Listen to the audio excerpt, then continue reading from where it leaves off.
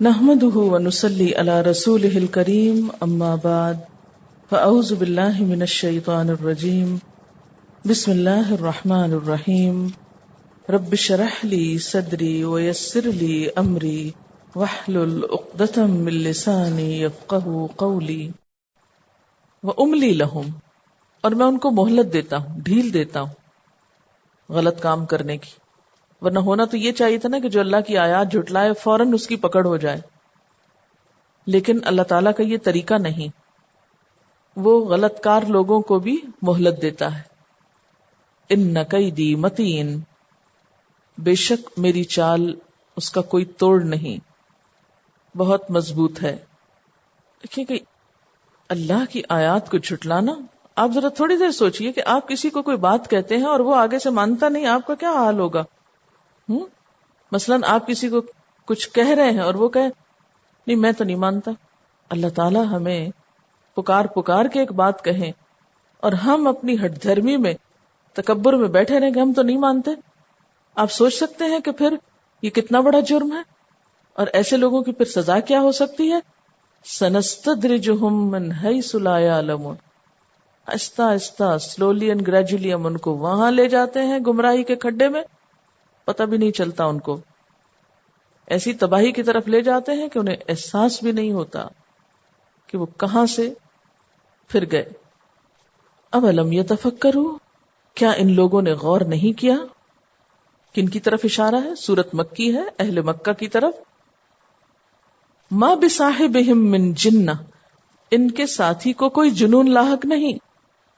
ساتھی سے مراد یہاں کون ہے؟ حضور صلی اللہ علیہ وسلم. اور یہ جنہ لفظ ہے، جنہ کا لفظ جنون سے ہے، جن سے. جس شخص کو جن پڑ جاتا ہے اس کو بھی ایک طرح سے جنون لاحق ہو جاتا ہے. اور دیوانگی بھی عقل کو چھپا دیتی ہے، اس لیے جنہ کا مطلب جنون اور دیوانگی ہے. ان کے ساتھی یعنی حضور صلی اللہ علیہ وسلم میں کسی قسم کی کوئی دیوانگی نہیں. ان هو الا نذیر مبین، نہیں وہ مگر خبردار کرنے والا کھلم کھلا. وہ تو صرف لوگوں کو خبردار کرنے آیا ہے.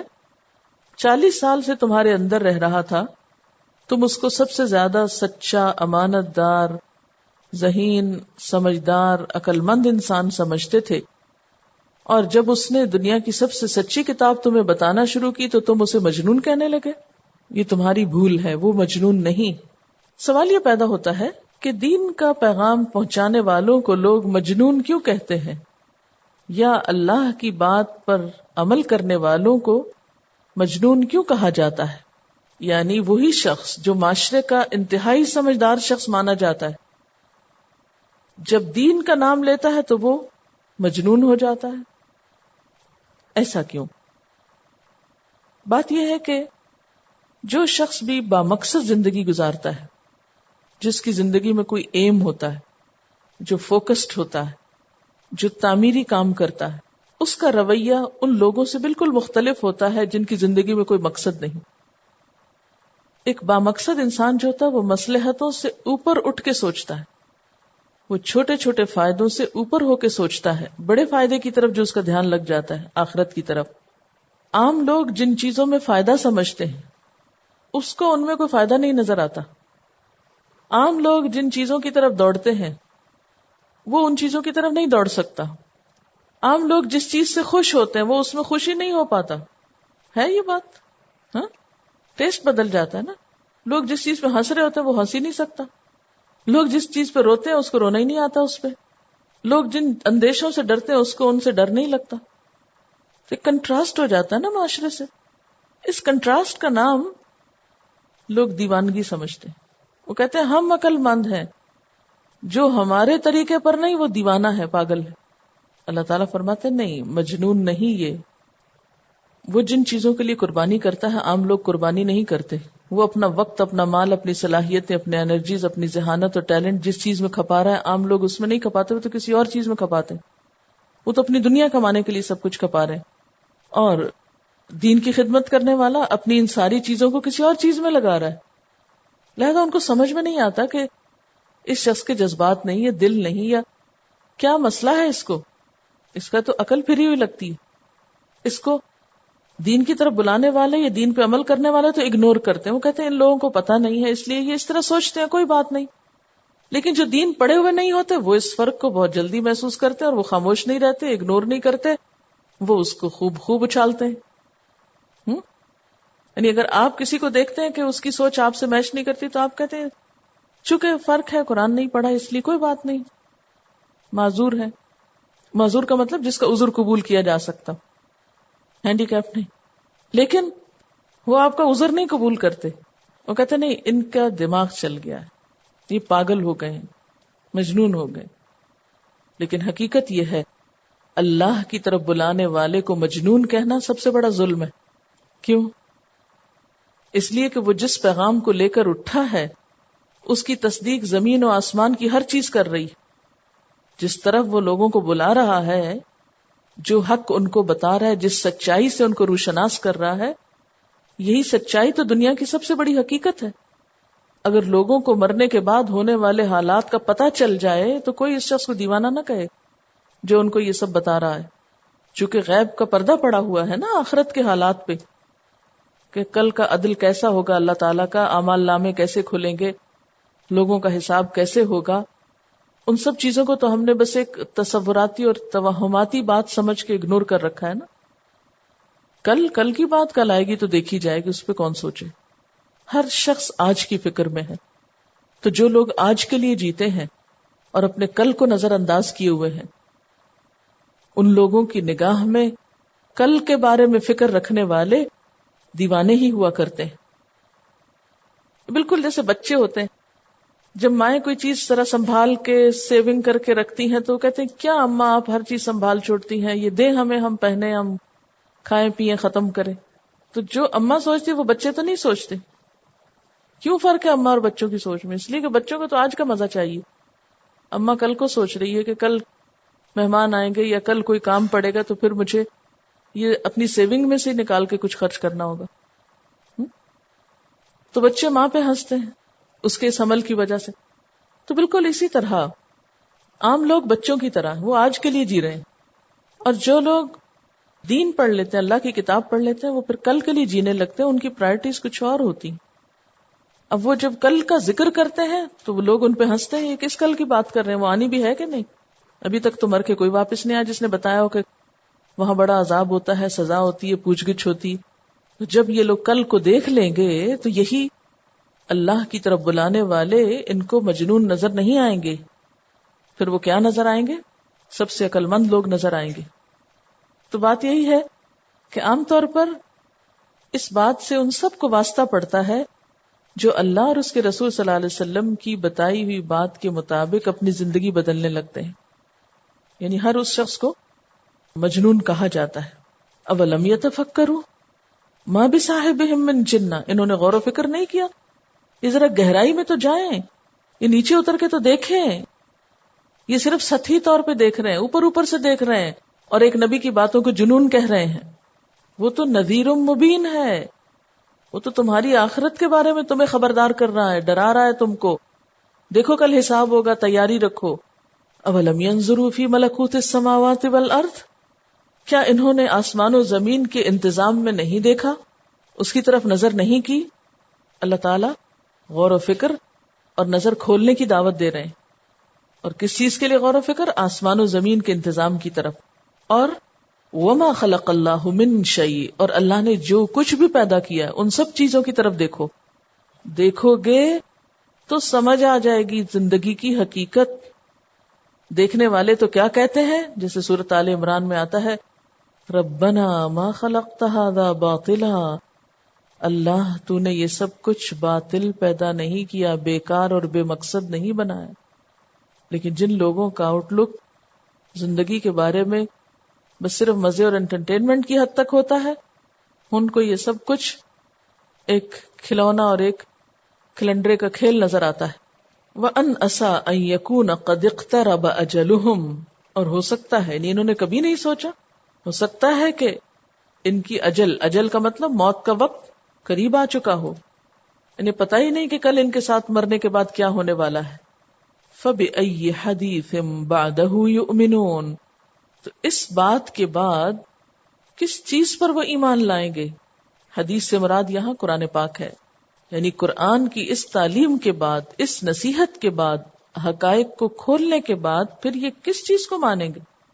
کون ان کو سمجھائے گا؟ اگر آج صاحب قرآن کو مجنون کہہ رہے ہیں، آج قرآن میں پائی جانے والی غور و فکر کی دعوت کو نظر انداز کر رہے ہیں، اور کل ان کی موت آ گئی تو یہ پھر کریں گے کیا؟ اگر اللہ کی بات ان پہ اثر نہیں کر رہی تو کون سی بات ہے جس پر پھر یہ ایمان لائیں گے؟ اگر یہ خالق کے کائنات کی بات کو وزن نہیں دیتے تو پھر اس کے بعد کس کی بات ان پہ اثر کرے گی؟ کون ان کو سمجھائے گا؟ تو آج کے لیے جینے والوں کو احساس دلایا جا رہا ہے، تم نہیں جانتے موت کب آ جائے، کب آ پکڑے۔ یہ جو آیت ہے فَبِأَيِّ حَدِيثٍ بَعْدَهُ يُؤْمِنُونَ، یہ ان آیات میں سے ہے جس کا جواب دیا جانا چاہیے۔ آپ کو معلوم ہے نا قرآن پاک کی قرات یا تلاوت کا طریقہ کیا ہے؟ نبی صلی اللہ علیہ وسلم سے مسنون طریقہ جو ہے کہ جب عذاب کی آیات آتی پناہ مانگتے، جب جنت کی آیتیں آتی تو اللہ تعالیٰ سے اس کا فضل مانگتے۔ اسی طرح کچھ اور آیات ہیں، ان کا بھی جواب ہے۔ اس آیت کا سورۃ الاعراف کی آیت 185 کا جواب ہے آمنا باللہ۔ جب اللہ تعالیٰ پوچھتے نا فَبِأَيِّ حَدِيثٍ بَعْدَهُ يُؤْمِنُونَ، اللہ کی بات کے بعد اور کس کی بات پہ ایمان لائیں گے، تو ہم کیا کہیں؟ آمنا باللہ کہیے، ہم کسی اور کی نہیں اللہ ہی کی بات کو مانیں گے، اسی کی بات سچی ہے، اسی کو مان لیتے ہیں، یہی کافی ہے ہمارے لیے۔ اسی طرح جب یہ آیت آتی ہے فسبح بسم ربک العظیم تو اس کے جواب میں کہتے ہیں سبحان ربی العظیم۔ پھر اسی طرح سبح اسم ربک الاعلی تو اس کے جواب میں کہتے ہیں سبحان ربی الاعلی۔ من یضلل اللہ فلا ہادی لہ، جس کو اللہ بھٹکا دے اس کو کوئی ہدایت نہیں دے سکتا، کیونکہ وہ جانتا نا اندر تڑپ کتنی سچی ہے اور نیتیں کیا ہیں۔ وَيَذَرُهُمْ فِي طُغْيَانِهِمْ يَعْمَهُونَ، اور وہ چھوڑ دیتا ہے ان کو ان کی سرکشی میں وہ سرگرداں پھرتے ہیں۔ یعنی اللہ تعالیٰ کا یہ طریقہ نہیں کہ دنیا میں جبرن پکڑ دھگڑ کے کسی کو سیدھے رستے پر لائے، آنکھیں کان دے کے ہدایت کے لیے پیغمبر بھیج کے لوگوں کو آزادی دی، جس کا جی چاہے مانے، جس کا جی چاہے اس کتاب کو کھولے پڑھے، جو نہیں پڑھتا نہ پڑھے، جو نہیں ادھر دھیان دیتا نہ دے۔ پھر اللہ تعالیٰ اس کو زبردستی تو دین کی طرف نہیں لائے گا، ہاں ان کو ان کی سرکشی نافرمانی میں ڈھیل ضرور دے گا، پھر اچانک پکڑے گا۔ ایسے ہی غافل لوگوں کو جب آخرت کے بارے میں کچھ بتایا جاتا ہے تو وہ irrelevant questions کچھ یوں کرتے ہیں، یسألونک عن الساعۃ ایان مرساہا، وہ پوچھتے ہیں قیامت کے بارے میں کہ اس کا آنا کب ہوگا، اس کا ٹھہرنا کب ہوگا۔ یہاں پر لفظ ساعہ استعمال ہوا ہے، ساعہ کہتے ہیں لمحے کو، پل بھر کو۔ قیامت کے لیے لفظ ساعہ استعمال ہوا، گھڑی کے لیے استعمال ہوتا ہے نا ساعہ۔ پل بھر میں دنیا کا نقشہ کچھ سے کچھ ہو جائے گا، بس وہ تو لمحے کی بات ہے جب یہ سب کچھ الٹ ہو جائے گا۔ یسألونک عن الساعہ، وہ اس گھڑی کے بارے میں پوچھتے ہیں، ایان مرساہا، کہ اس کا ٹھہرنا کب ہوگا۔ مرسا کا لفظ جو ہے یہ ارسا سے ہے۔ مرسا مصدر میمی ہے، معنی ہوتا ہے کشتی کا لنگر ڈال دینا، جب کنارے آ لگتی ہے اور اس کے اندر وہ رسا ڈال دیتے ہیں کہ جس سے وہ رک جائے، آ کے پکڑی جائے، اینکر جس کو بولتے ہیں۔ تو بالکل اسی طرح کسی کام کے اپنے اختتام کو پہنچنے کے لیے، یعنی کشتی جب کنارے آ لگتی ہے تو بالکل اسی طرح دنیا کا جب سارا وقت کنارے آ لگے گا تو قیامت آ جائے گی۔ پوچھتے ہیں وہ کب وقت آئے گا جب ہر چیز کنارے آ لگے گی۔ قل، کہہ دیجئے، انما علمھا عند ربی، اس کا علم تو میرے رب کو ہی ہے، میرا رب ہی جانتا ہے کہ یہ سب کب ہوگا، میں تو نہیں جانتا۔ لا یجلیھا لوقتھا الا ھو، اس کو اس کے وقت پر وہ خود ہی ظاہر کرے گا، جب اس کا وقت آ جائے گا تو وہ خود ہی ظاہر کر دے گا۔ اس نے یہ علم اپنے سوا کسی اور کو نہیں دیا۔ یجلی کا لفظ پیچھے بھی آپ پڑھ چکے ہیں، تجلی، تجلا۔ ہاں اتنا سب کو یاد رہے کہ ثقلت فی السماوات والارض، وہ وقت آسمان و زمین پہ بڑا بھاری ہوگا، بڑا بھاری وقت ہوگا۔ اس لحاظ سے بھی بھاری کہ کوئی بھی چیز جو ہمیں معلوم نہیں ہوتی اس کی خبر بھاری ہوتی ہے نا ہم پر۔ مثلا کسی بھی چیز کے بارے میں جب آپ سوچتے ہیں یہ کام کب ہوگا، یہ مشکل کب آسان ہوگی، تو یہ سوچ انسان کے اوپر بھاری ہوتی ہے نا۔ تو جو چیز ہمارے علم میں نہیں ہوتی، جس چیز سے ہم کو لا علمی ہوتی ہے، وہ بھاری ہی ہوتی ہے۔ اور دوسرے حقیقی یا فزیکل معنوں میں بھی قیامت جس وقت واقع ہوگی تو وہ وقت آسمان و زمین پہ بڑا بھاری ہوگا۔ آپ دیکھیے جب کسی ایک چیز کی موت واقع ہوتی ہے تو وہ بھی ایک بھاری وقت ہوتا ہے نا. مثلا درخت سے ایک پتا بھی جب گرتا ہے تو ایک اداسی سی ہوتی ہے نا. سورج غروب ہوتا ہے تو کوئی بھی نہیں خوش ہوتا. سورج کے غروب ہونے کے ساتھ ایک دم احساسات میں اداسی آ جاتی. تو کسی بھی چیز کا ختم ہونا جو ہوتا ہے وہ ایک بڑا بھاری کام ہوتا ہے, بڑا بھاری وقت ہوتا ہے. اور آپ خود سوچیں کہ پوری کائنات ختم ہو رہی ہو, زمین آسمان ستارے ٹوٹ رہے ہو, آسمان ٹکڑے ٹکڑے ہو رہا ہو, اذا السماء انشقت, زمین ٹکڑے ٹکڑے ہو رہی ہو, پہاڑ روئی کے گالوں کی طرح اڑ رہے ہو, ہر چیز کو دھول بنا کے اڑا دیا جائے. یعنی وہ ایسا بڑا حادثہ ہوگا کہ کوئی بھی چیز اس سے متاثر ہوئے بغیر نہ رہے گی. ثقلت فی السماوات والارض, بڑا بھاری وقت ہوگا. لا تأتیکم الا بغتہ, نہیں آئے گی تمہارے پاس مگر اچانک, ایک دم سے آ جائے گی. حضرت ابو ہریرہ رضی اللہ تعالیٰ عنہ کہتے ہیں آپ صلی اللہ علیہ وسلم نے فرمایا قیامت یوں اچانک واقع ہوگی کہ دو آدمیوں نے اپنا کپڑا پھیلا رکھا ہوگا اور وہ اس کی خرید و فروخت نہ کر سکیں گے اور نہ ہی اسے لپیٹ سکیں گے. ایک آدمی اپنی اونٹنی کا دودھ دوہ کر لوٹ رہا ہوگا مگر اسے پی نہ سکے گا. ایک آدمی اپنا حوض درست کر رہا ہوگا مگر وہ اس میں سے اپنے جانور کو پانی نہ پلا سکے گا. ایک آدمی اپنا نوالا منہ کی طرف کرے گا مگر کھا نہ سکے گا. اتنی سی دیر میں قیامت آ جائے گی. لا تأتیکم الا بغتہ, نہیں آئے گی تمہارے پاس مگر اچانک. یسألونک, آپ سے یوں سوال کرتے ہیں, کأنک حفی عنہا, گویا کہ آپ اس کے بارے میں باخبر ہیں. حفی, حفاوہ کہتے ہیں تلاش کے ساتھ, تفصیل کے ساتھ کسی کا حال معلوم کرنا, متلاشی ہونا, یعنی کسی چیز کا پیچھا کرنے والا, پوری طرح باخبر ہونے والا. یہ صفت مشبہ ہے. آپ سے تو یوں پوچھتے ہیں جیسے آپ کی زندگی کا مقصد صرف اسی چیز میں ریسرچ کرنا ہے, اسی کی بحث کرنا ہے. گویا آپ کے فرائض نبوت میں یہ ہے کہ آپ بس معلوم کر لیں کسی طرح کہ قیامت نے کب آنا, اور جب آنا ہوگا تو اس سے پہلے جلدی جلدی تیاری کر لیں. عموماً ہمارا حال یہی ہوتا ہے نا, ہم پڑھتے نہیں ہیں, اس بات میں انٹرسٹڈ ہوتے ہیں پیپر کس دن ہوگا. کتنا فکر ہے پیپر کی تاریخ جاننے کا, اس بڑے امتحان کی تاریخ جاننے کا فکر کیوں نہیں. اس کے بارے میں ہم عموماً غفلت کا شکار رہتے ہیں, اور اگر کچھ کہا جائے تو یہ پوچھنے لگتے ہیں اچھا آنا کب ہے, اس کو آنا کب ہے. بھی آنے سے کیا تعلق تمہارے عمل کا, جب آنی ہوگی آ جائے گی. تمہیں جو کچھ کہا گیا تم تیاری رکھو. قل انما علمها عند اللہ, کہہ دیجئے بے شک اس کا علم تو اللہ کے پاس ہے. وَلَكِنَّ أَكْثَرَ النَّاسِ لَا يَعْلَمُونَ, لیکن اکثر لوگ علم نہیں رکھتے, جانتے نہیں, اس حقیقت کو سمجھتے نہیں. قُلْ لَا أَمْلِكُ لِنَفْسِي نَفْعًا وَلَا ضَرًّا إِلَّا مَا شَاءَ اللَّهُ.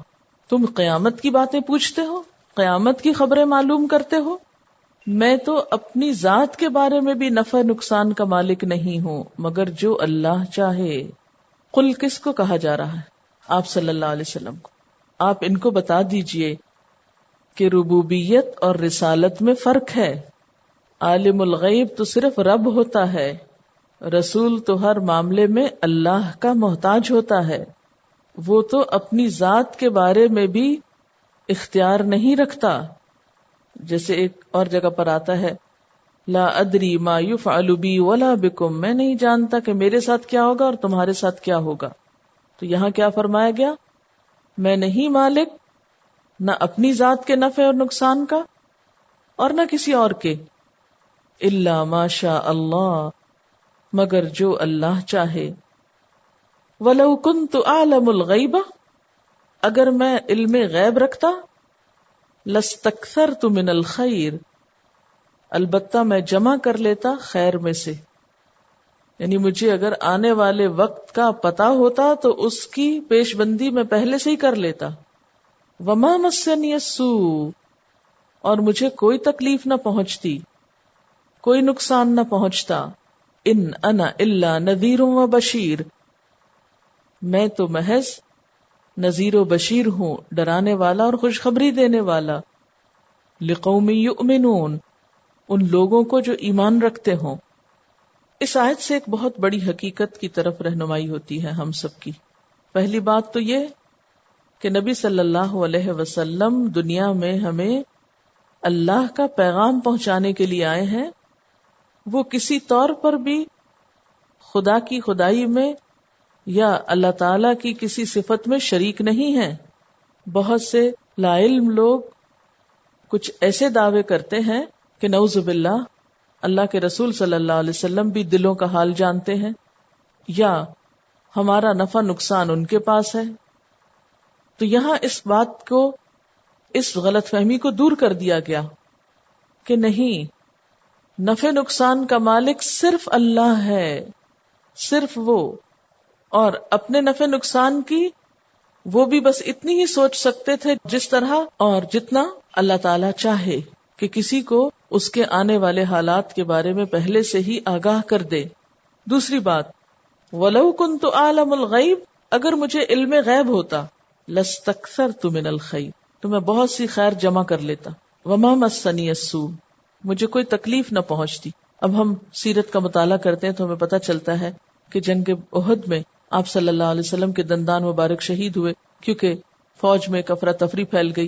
اور اس کی ایک بنیادی وجہ کیا تھی کہ شہر سے باہر نکل کے جنگ ہو رہی تھی، جبکہ اس سے پہلے آپ صلی اللہ علیہ وسلم کی رائے کیا تھی جب صحابہ کرام سے مشورہ کیا کہ شہر کے اندر ہی جنگ ہو. لیکن کچھ نوجوانوں کے بہت مطالبے پر آپ نے کیا فیصلہ کیا کہ شہر سے باہر جا کے جنگ کرے. اگر آپ کو پتا ہوتا کہ باہر جانے میں یہ نقصان ہونے والا ہے تو آپ کبھی بھی نہ جاتے. پھر اسی طرح ایک یہودی عورت نے کھانے میں زہر ملا کر آپ کو کھلا دیا. کھانے سے پہلے آپ کو پتا نہیں چلا کہ اس میں زہر ہے. اگر آپ علم غیب جانتے ہوتے تو آپ وہ کھانا نہیں کھاتے. بعض روایات میں آتا ہے کہ آپ صلی اللہ علیہ وسلم فرمائے کہ یعنی جب آپ مرض الموت میں مبتلا ہوئے کہ مجھے اب تک اس زہر کے اثرات محسوس ہوتے ہیں. حضرت خدیجہ رضی اللہ تعالی عنہا کی جب وفات ہوئی، ابو طالب کی وفات ہوئی، تو اس وقت کیا ہوا؟ اس سال کو آپ نے عام الحزن قرار دیا، غم کا سال. یعنی مجھے پتہ چل جاتا کہ وہ فوت ہونے والے ہیں تو میں ان کو فوت ہی نہ ہونے دیتا، یا ایک سال ٹھہر کے ہو جاتا، یا ہجرت کے بعد وہ فوت ہو جاتے، کیونکہ ابھی بہت کروشل حالات تھے. لیکن اللہ تعالیٰ نے ہر چیز سے کاٹ دی، ہر سہارا ختم کر دیا. پھر اسی طرح حضرت عائشہ رضی اللہ تعالی عنہا پر تہمت لگی. آپ پورا 1 مہینہ مضطرب رہے، سخت پریشان رہے، لیکن آپ کو نہیں پتا تھا کہ ہوا کیا. پورا مدینہ اس کی لپیٹ میں آ گیا، لیکن جب تک وحی نازل نہیں ہوئی، اللہ تعالیٰ کی طرف سے علم نہیں آیا، آپ نے اپنے علم کی بنا پر کوئی فیصلہ نہیں کیا. لیکن افسوس یہ کہ آج ہم مسلمانوں کے اندر ایسے خیالات اور ایسے نظریات پائے جاتے ہیں کہ جس میں ہم حضور صلی اللہ علیہ وسلم کو عالم الغیب سمجھتے ہیں، جو قرآن کی تعلیمات کے خلاف ہے. اور پھر ہم نہ صرف یہ کہ رسول اللہ صلی اللہ علیہ وسلم کو، کچھ عام لوگوں کو بھی عالم الغیب سمجھنے لگتے ہیں. خواہ کوئی شخص کتنا ہی نیک کیوں نہ ہو، اللہ کے قریب کیوں نہ ہو، علم غیب کسی کے پاس نہیں. اگر پتا ہو تو کوئی شخص کسی سے دھوکہ نہ کھائے، نقصان نہ اٹھائے. لیکن آپ نے دیکھا ہوگا اچھے بھلے سمجھدار لوگ، اچھے بھلے جاننے والے، علم والے، بسا اوقات بہت آسانی سے دوسروں کے دھوکے اور فریب میں آ جاتے ہیں، کیونکہ کوئی نہیں جانتا علم غیب کو. لیکن افسوس کہ ان پڑھ، لا علم، نجومیوں، جوتشیوں سے لوگ بیٹھ کے قسمت کے حال معلوم کرتے ہیں، جو سڑکوں پہ بیٹھ کے قسمت کی انگوٹھیاں بیچ رہے ہوتے ہیں اور اس سے لوگوں کی تقدیر بدلنے کے دعوے کرتے ہیں. وہ ساری انگوٹھیاں اپنے سر پہ اٹھا کے اپنی کیوں نہیں بدل لیتے؟ یعنی اتنوں کو جو بانٹنی ہے انہوں نے قسمت، تو خود ہی سب اپنے اوپر رکھ لیں اور اپنی قسمت بدل لیں. لیکن خود فٹ پاتھوں پہ بیٹھے ہوئے ہیں. آپ صلی اللہ علیہ وسلم نے فرمایا، جو شخص غیب کی خبریں بتانے والے کے پاس جائے، یعنی کوئی شخص وہاں ان کے پاس جا کے بیٹھے اور اس سے کچھ پوچھے تو اس کی 40 دن تک نماز قبول نہیں ہوتی. نبی صلی اللہ علیہ وسلم نے فرمایا، جو کوئی کسی کاہن کے پاس جا کر دریافت کرے پھر اسے سچا سمجھے تو اس نے اس سے برات کا اظہار کیا جو محمد صلی اللہ علیہ وسلم پر نازل ہوا. یعنی اس کا پھر اس دین سے کوئی تعلق نہیں. لیکن آج شاید ہی کوئی شخص بچا ہوا ہو کہ جو کہے کہ نہیں، میں آج تک کسی خبریں بتانے والے کے پاس اور نجومی کے پاس یا ہاتھ دکھانے والے کے پاس نہیں گیا. ہم مسلمان ہوتے ہوئے کس بری طرح اس مرض میں مبتلا ہیں. قومی طور پر ہمارے اچھے بھلے رسالے، اخباریں ان چیزوں سے بھرے ہوئے ہیں.